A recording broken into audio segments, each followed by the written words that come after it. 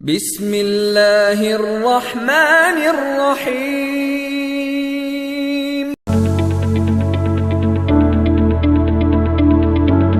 السلام علیکم ورحمۃ اللہ۔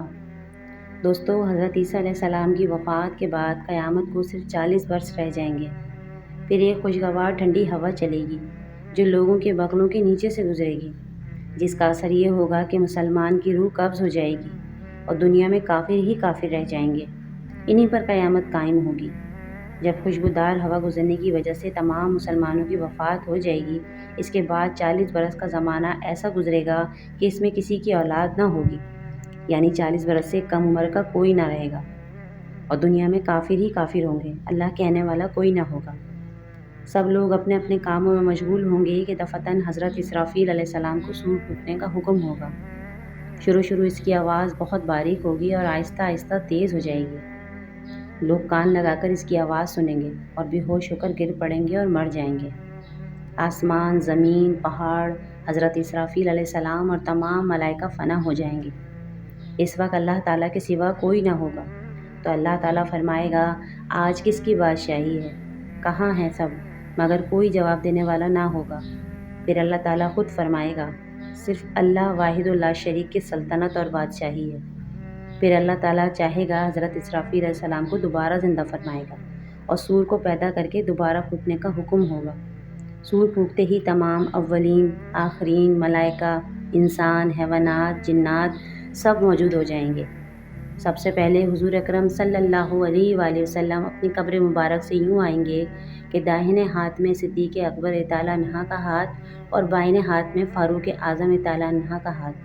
پھر مکہ اور مدینہ کے مقابر میں جتنے مسلمان دفن ہیں سب کو اپنے ہمراہ لے کر میدان حشر میں تشریف لے جائیں گے۔ یہ میدان حشر ملک شام کی سرزمین پر قائم ہوگا۔ اس دن زمین تانبے کی ہوگی اور سورج 1 میل کے فاصلے پر ہوگا۔ اس قدر پسینہ نکلے گا کہ 70 گز زمین میں جذب ہو جائے گا۔ پھر جو پسینہ زمین میں نہ جذب ہو سکے گا وہ اوپر چڑھے گا، کسی کے ٹخنوں تک ہوگا، کسی کے گھٹنوں تک، کسی کی کمر تک اور کسی کے سینے تک، کسی کے گلے تک، اور کافر کے منہ تک چڑھ کر مثل لگام جکڑ جائے گا، جس میں وہ ڈوب جائے گا۔ زبانیں سوکھ کر کانٹا ہو جائیں گی، بعض لوگوں کی زبانیں منہ سے باہر آ جائیں گی، دل ابھر کر گلے کو آ جائے گا۔ جس نے چاندی سونے کی زکوٰۃ نہ دی ہوگی، اس مال کو خوب گرم کر کے اس کی پیشانی پر ڈال دیا جائے گا، یہاں تک کہ لوگوں کا حساب ختم نہ ہوگا۔ ان سب مصیبتوں کے باوجود کوئی کسی کا پرسان حال نہ ہوگا۔ بھائی سے بھائی جان چھڑائے گا، ماں باپ اولاد سے پیچھا چھڑائیں گے، بیوی بچے ایک دوسرے سے پیچھا چھڑائیں گے۔ اپنی اپنی مصیبت میں ہر کوئی گرفتار ہوگا، کوئی بھی کسی کا مددگار نہ ہوگا۔ پیارے دوستوں، یہ محشر کا دن ہوگا۔ اس کے بعد تمام لوگ نبیوں کے پاس مدد کے لیے جائیں گے، لیکن کوئی مدد نہیں کرے گا سوائے ہمارے پیارے آقا دو جہاں حضور اکرم صلی اللہ علیہ وآلہ وسلم کے۔ اس لیے پیارے دوستوں، اپنے پیارے نبی حضرت محمد صلی اللہ علیہ وآلہ وسلم سے محبت کریں۔ حضور پیش حق مرصدہ شفاعت کا سناتے جائیں گے، آپ روتے جائیں گے، ہم کو ہنساتے جائیں گے، ان پہ لاکھوں کروڑوں درود و سلام۔